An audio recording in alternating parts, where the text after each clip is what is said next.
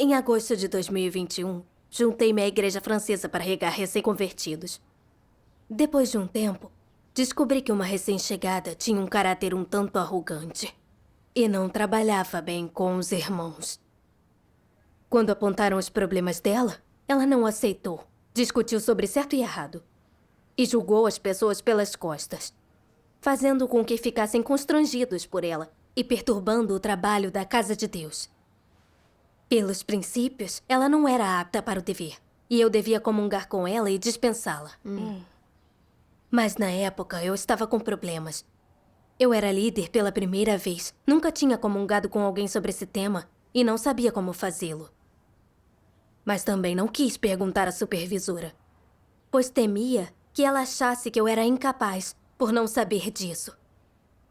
Que veria minhas deficiências e deixaria de me valorizar e cultivar. Eu também achava que não falava muito bem o francês. E se eu não entendesse a recém-chegada, ou não conseguisse expressar o que eu queria, ela teria noções e se retiraria, e eu teria que me responsabilizar. Refleti e finalmente pedi que o irmão Claude, o líder daquela igreja, lidasse com isso. Até inventei uma justificativa de que era um treinamento para ele que lhe ensinaria a resolver problemas sozinho. Mas depois, visto que o irmão Claude não foi claro na comunhão, a recém-chegada saiu e parou de crer. Por isso, o irmão Claude ficou bem deprimido. Disse que era estúpido demais para comungar. Na época, eu não me abri com ele sobre meu problema.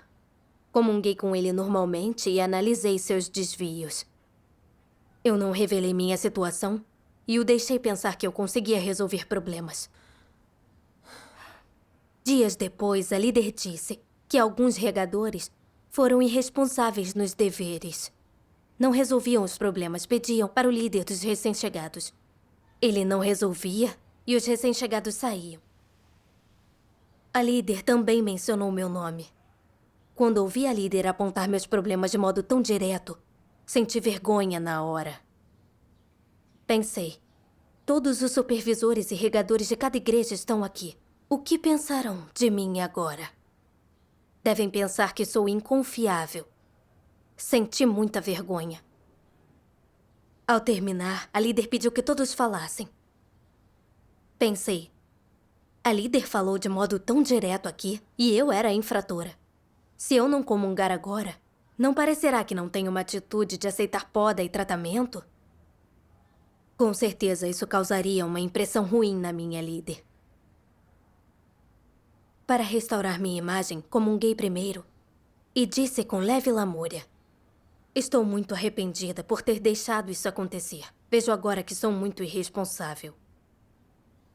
Após mostrar conhecimento de mim mesma, me justifiquei, dizendo: desde cedo fiz muito para identificar as dificuldades da recém-chegada e comunguei sobre a palavra de Deus. Mas por não ter experiência no trabalho e por causa da barreira linguística, pedi que outro lidasse com isso. Não levei em conta as consequências disso, o que causou a saída da recém-chegada. Depois da conversa, uma irmã me enviou uma mensagem muito direta. O seu tom foi muito manso, parecia deliberado. Foi desconfortável. Era como se já soubesse que estava errada e você quisesse que parássemos de repreendê-la. Quando li a mensagem, a humilhação fez com que meu rosto ficasse vermelho. Era como se tivesse sido pega no ato de aplicar um truque. Foi vergonhoso. Com isso, as palavras da minha irmã ficaram no meu coração. Ela foi direta ao apontar meus problemas e devia haver vontade de Deus nisso. Eu deveria refletir e entender. Sim. Ao refletir, percebi que, sempre que cometia um erro e era tratada, eu admitia meus problemas proativamente e depois expressava minhas dificuldades reais num tom triste e aflito, para ter a simpatia e o entendimento de todos, para que me perdoassem e não me responsabilizassem mais. E os levava a crer que eu aceitava poda e tratamento, deixando uma boa imagem de mim. Após refletir sobre isso, percebi que havia muitos truques nas minhas palavras. Depois disso, procurei partes das palavras de Deus sobre o problema. Um dia, lembrei-me do diálogo entre Deus e Satanás na Bíblia. Deus perguntou a Satanás: "De onde vens?" Satanás respondeu: "De rodear a terra e de passear por ela." Então li a análise de Deus sobre como Satanás fala. As palavras de Satanás têm um distintivo. Elas deixam você coçando a cabeça sem saber a sua fonte. Às vezes ele tem motivos e fala deliberadamente. E às vezes, governadas pela sua natureza, elas emergem espontaneamente, vindo diretamente da boca de Satanás. Satanás não gasta muito tempo pensando tais palavras. Ao contrário, elas são expressadas sem pensar. Deus perguntou: "De onde vens?" E ele disse algumas palavras crípticas. Você está perplexo, sem nunca saber de onde Satanás vem. Há alguém dentre vocês que fale assim? Que jeito de falar é esse? É ambíguo e não dá uma resposta. Que tipo de palavras devemos usar para descrever esse modo de falar? É diversivo e enganoso, não é? Imagine que alguém não queira que os outros saibam o que ele fez ontem. Você lhe pergunta: "Ontem eu vi você. Aonde estava indo?" Ele não lhe diz para onde foi. Ele diz: "Ontem foi tão cansativo." Ele respondeu à sua pergunta? Sim, mas não foi a resposta que você queria. Esse é o gênio no artifício da fala do homem. Você não consegue saber o que ele quer dizer, nem percebe a fonte ou a intenção do que diz. Você não sabe o que ele está evitando. Ele tem a sua história pessoal. Isso é insídia. Há alguém entre vocês que também costuma falar assim? Sim. Então qual é o seu propósito? Seria algumas vezes proteger seus próprios interesses? Algumas vezes manter seu próprio orgulho, sua posição e sua imagem? Proteger os segredos de sua vida? Seja qual for, ele é inseparável e tem relação com seus interesses. Não é a natureza do homem? Não são próximos de Satanás, senão da família dele, os que têm tal natureza? Podemos pensar assim, não? Falando em termos gerais, essa manifestação é detestável e abominável. Amém. Amém. Amém.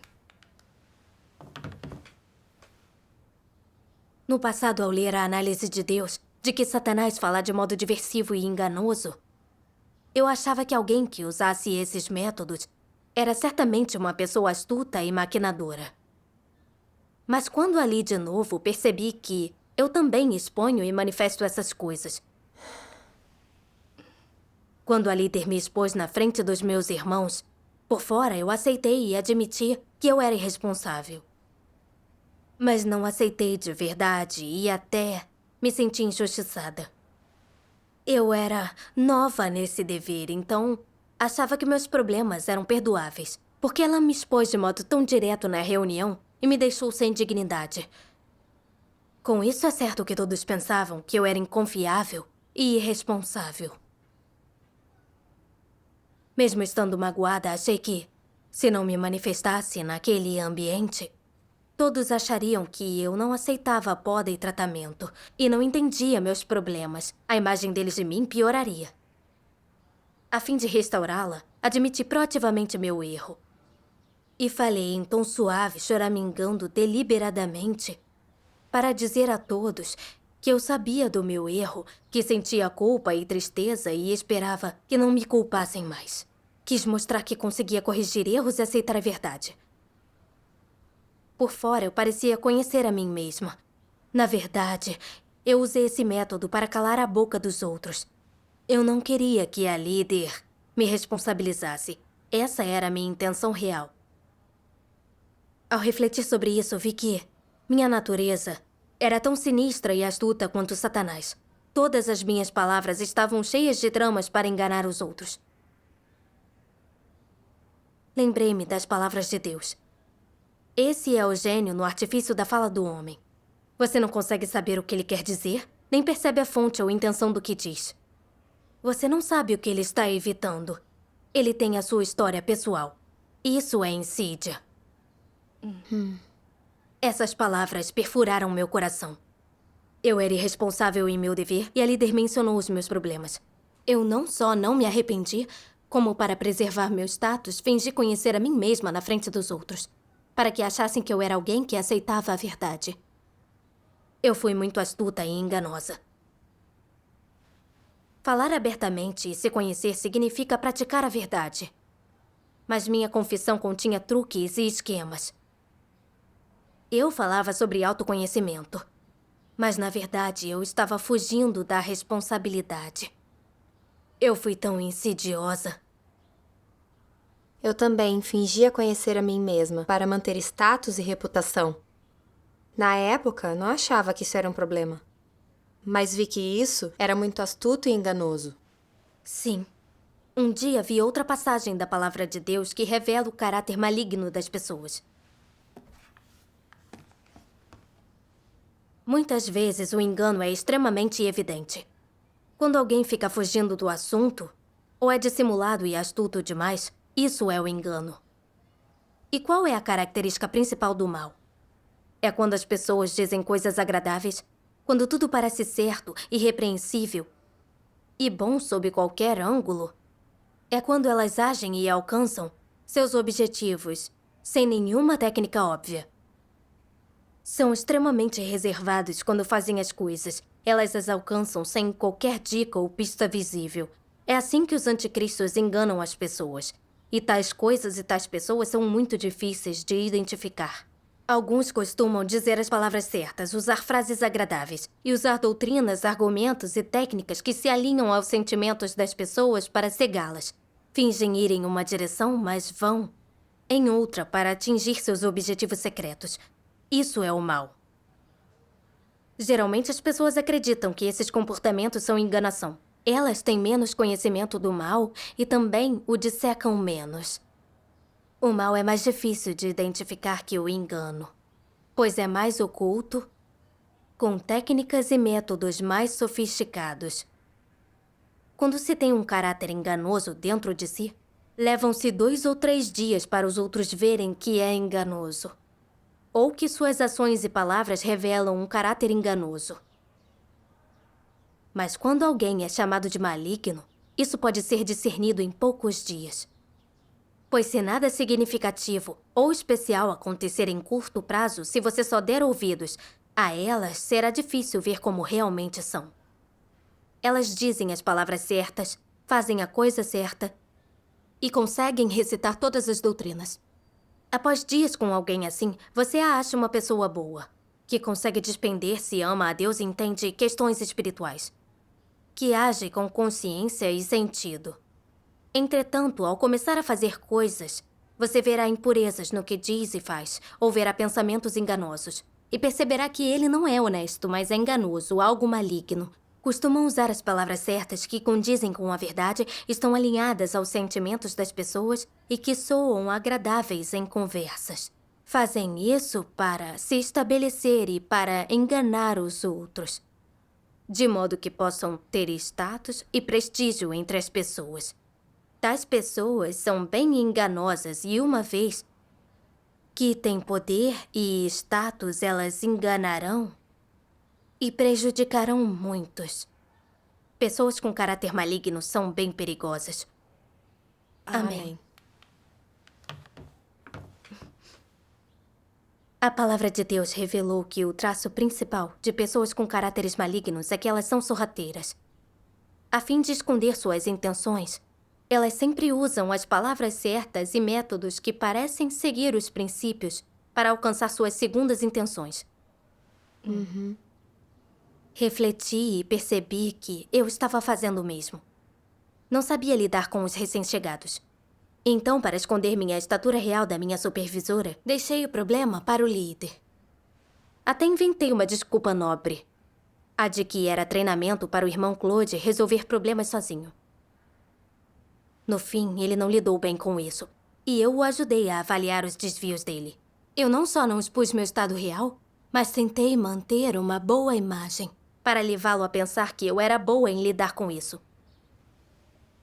Quando minha líder me expôs, a fim de restaurar minha imagem para todos, eu admiti proativamente meus erros antes deles. e até choraminguei para conquistar sua simpatia e levá-los a pensar que eu consigo aceitar a verdade, que me conheço e tenho uma atitude penitente. Assim, eles parariam de me responsabilizar.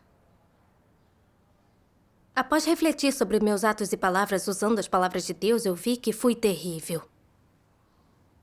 Usei palavras que pareciam alinhadas à verdade para encobrir minhas intenções desprezíveis e assim enganar e confundir totalmente a todos, e assim me estabelecer. Só quando percebi isso que eu vi que eu era sinistra, enganosa e inescrutável. Quando a palavra de Deus revelava que alguém era maligno, eu não as aplicava a mim mesma, achando que eu não era assim. Mas quando o meu ambiente me revelou e após refletir com base na palavra de Deus, ganhei um pouco de conhecimento do meu caráter maligno. Mais tarde, continuei a refletir. Percebi que eu expunha meu caráter maligno em muitas coisas. Há pouco tempo, a supervisora pedira à irmã Wang que assumisse um trabalho meu. Quando eu soube desse arranjo, fiquei decepcionada. Eu era responsável por ele havia 2 anos. E achava que ninguém conseguiria me substituir nele. Não achava que ele passaria para outra. Eu quis perguntar à supervisora se poderia continuar a cargo dele. Mas temia que ela me achasse muito ambiciosa e insensata. Por isso, não disse nada. Por fora, eu obedeci. Mas ao entregar o trabalho, usei a presença da supervisora e da irmã Wang para mencionar alguns elementos-chave daquele trabalho. Queria que vissem a experiência e os princípios que eu tinha aprendido ao cumprir aquele dever, que não podiam ser aprendidos em poucas semanas, para que a supervisora me deixasse continuar com ele. Depois que entreguei, a supervisora me perguntou se eu poderia treinar mais a irmã Wang em sua prática. Fiquei muito feliz ao ouvir isso.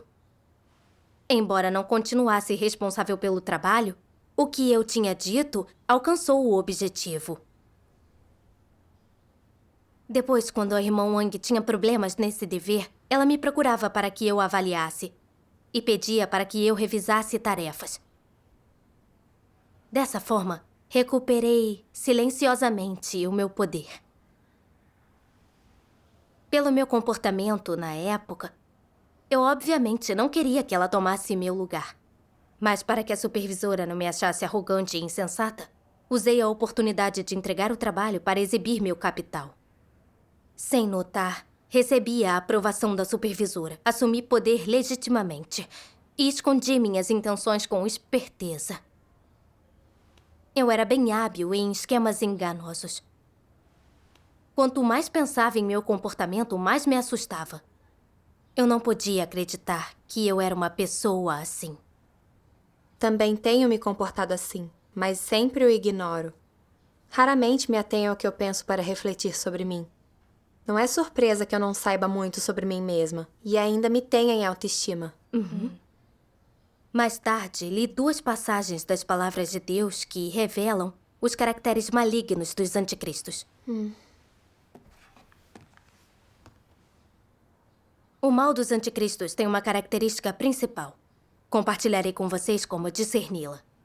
Primeiro, seja em sua fala ou em suas ações, eles são insondáveis para você.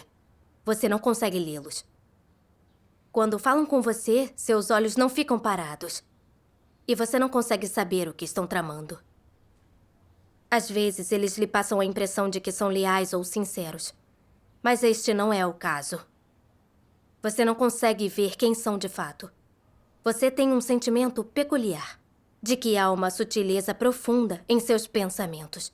Eles parecem estranhos e misteriosos.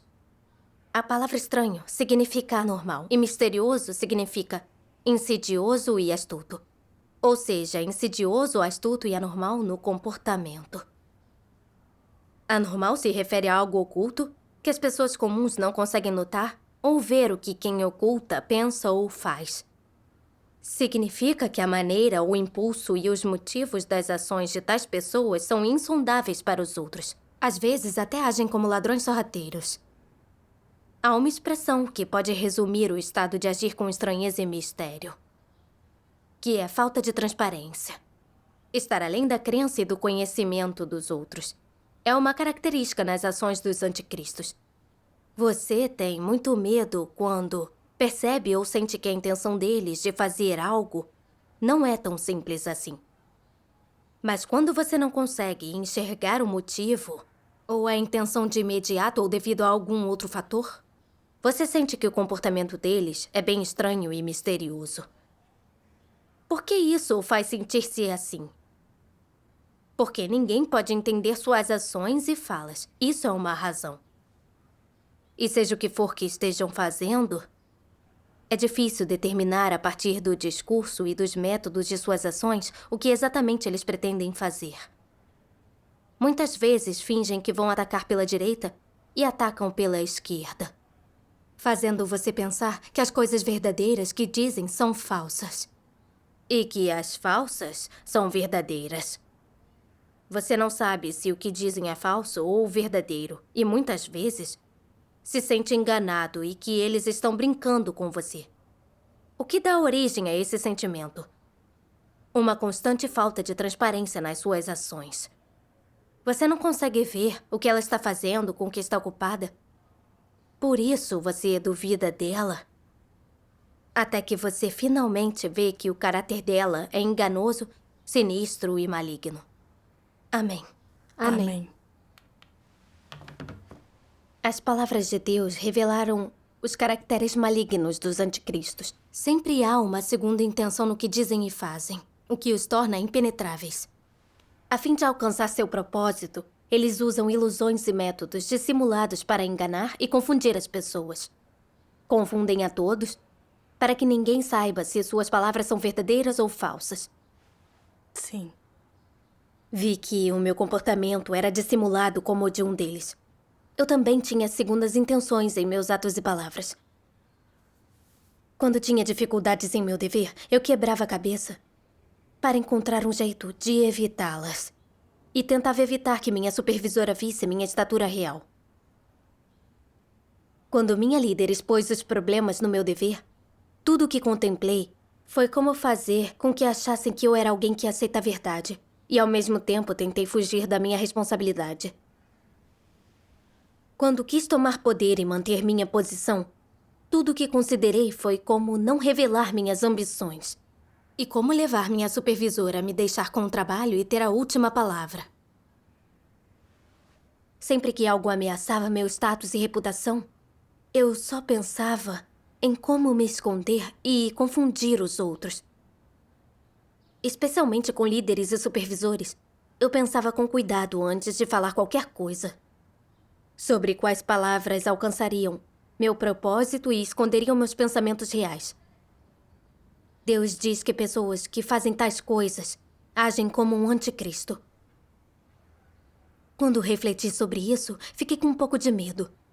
Deus exige que sejamos honestos e digamos o que realmente pensamos, incluindo nossa corrupção, o que não entendemos e o que não conseguimos fazer.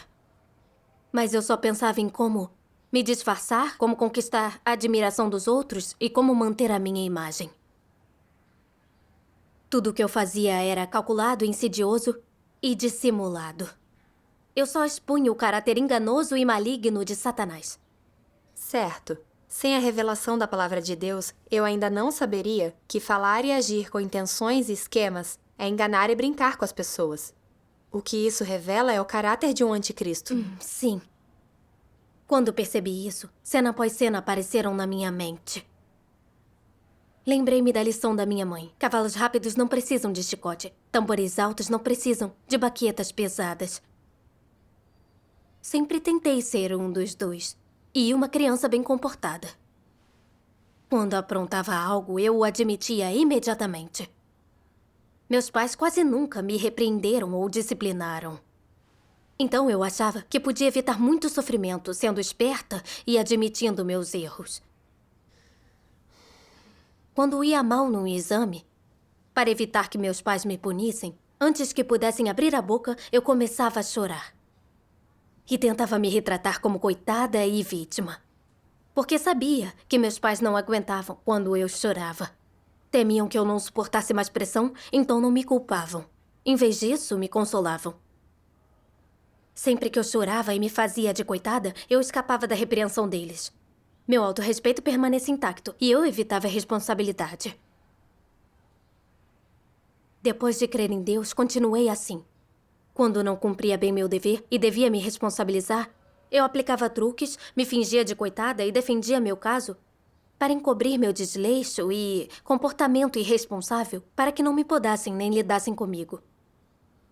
Vi que viver segundo essas filosofias satânicas me deixava cada vez mais astuta e enganosa. Eu checava a opinião popular, aprendia truques insidiosos e me tornava um satanás vivo. A coisa mais assustadora era que truques e enganações eram normais para mim. Se os irmãos não tivessem me lembrado e exposto, eu não teria consciência nem vergonha nenhuma. Sua comunhão me faz perceber que essas filosofias de vida são absurdas e malignas. Elas se opõem à palavra de Deus e à verdade. Quando as pessoas vivem segundo elas, elas se tornam malignas e perdem qualquer semelhança humana. Certo. Lembrei-me da palavra de Deus. Deus quer pessoas honestas. Se você é capaz de mentir e enganar, você é uma pessoa enganosa, desonesta e sinistra. Então, não há chance de Deus salvar você, nem você pode ser salvo de maneira alguma. Se suas palavras forem repletas de justificativas sem valor, então digo que você detesta colocar a verdade em prática. Se você tiver muito que reluta em compartilhar, se estiver muito indisposto a desnudar seus segredos diante dos outros, de forma a buscar o caminho da luz, então digo que você não alcançará a salvação e nem emergirá das trevas facilmente. Amém. Amém. A palavra de Deus nos mostra que Deus odeia pessoas enganosas. Elas têm muitos aspectos sombrios. Seus atos e palavras sempre enganam e elas não praticam a palavra de Deus. Não importa por quantos anos creiam em Deus, seus caracteres corruptos não mudarão e elas não alcançarão salvação. Sim. Quando reconheci isso, vi que eu estava em grande perigo. Orei a Deus, desejando me arrepender. E pedi a Deus que me guiasse e me ajudasse a mudar. Amém. Um dia, li na palavra de Deus: seja uma pessoa honesta e ore para que Deus o livre do engano em seu coração. Sempre purifique-se e seja movido pelo Espírito de Deus por meio da oração, e seu caráter mudará gradualmente. Você deve buscar a verdade para resolver qualquer problema. E nunca se disfarce nem mostre um rosto falso. Seus defeitos, suas deficiências, suas falhas, seus caracteres corruptos, abra-se e comungue sobre todos eles. Aprender a se abrir é o primeiro passo para a entrada na vida. E é o primeiro e mais difícil obstáculo. Uma vez que você o superou, entrar na verdade é fácil. O que significa dar esse passo?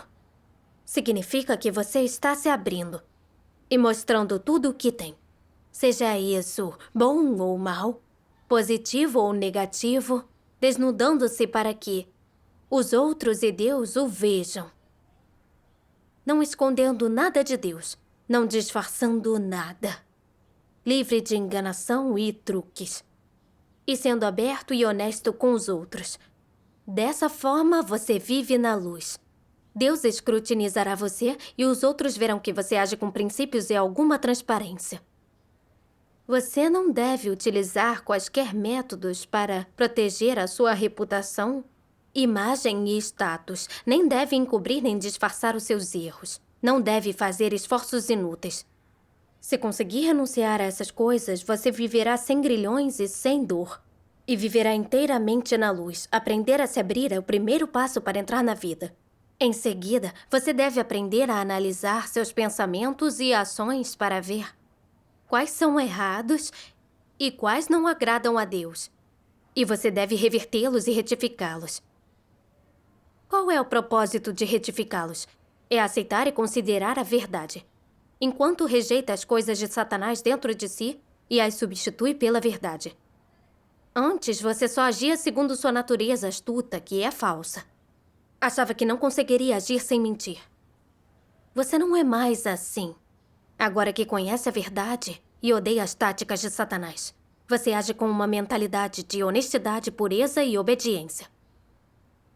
Se você não guardar nada, se não apresentar uma fachada, um fingimento, se você se desnudar aos irmãos e irmãs, não esconder seus pensamentos, mas permitir que vejam sua atitude honesta, aos poucos a verdade se enraizará em você, florescerá e dará fruto, produzirá resultados. Se o seu coração é cada vez mais honesto e se orienta por Deus, e você sabe proteger os interesses da casa de Deus, e sua consciência pesa quando você deixa de fazer isso é prova de que a verdade teve um efeito sobre você e se tornou sua vida. Amém. Amém. Amém.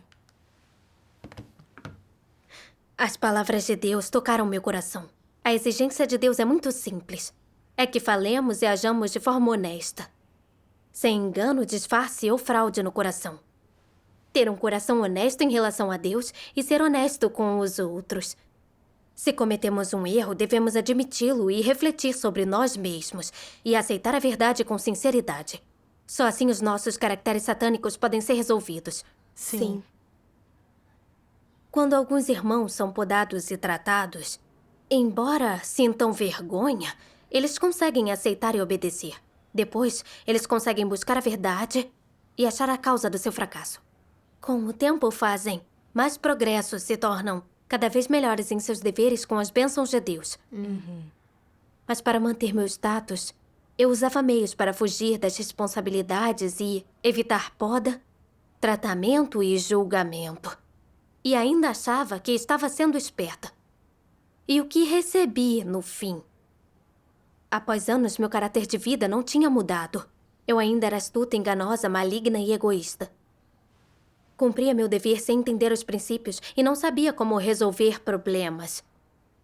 Finalmente percebi que, ao usar truques para evitar poda e tratamento, eu estava rejeitando a salvação de Deus e arruinando minhas chances de ganhar a verdade. Certo. E ao usar truques para escapar da responsabilidade, eu quebrava a cabeça para pensar no que dizer e em quais desculpas usar. Eu me safava uma vez, mas assim que surgia outra ameaça à minha imagem, eu precisava de outro modo de enganar as pessoas. Viver sempre neste estado enganoso e desonesto era exaustivo. Deus odeia isso. E no fim, eu perderia as chances de ganhar a verdade e ser salva. Isso não era inteligente. Era tolo e ignorante. Sim.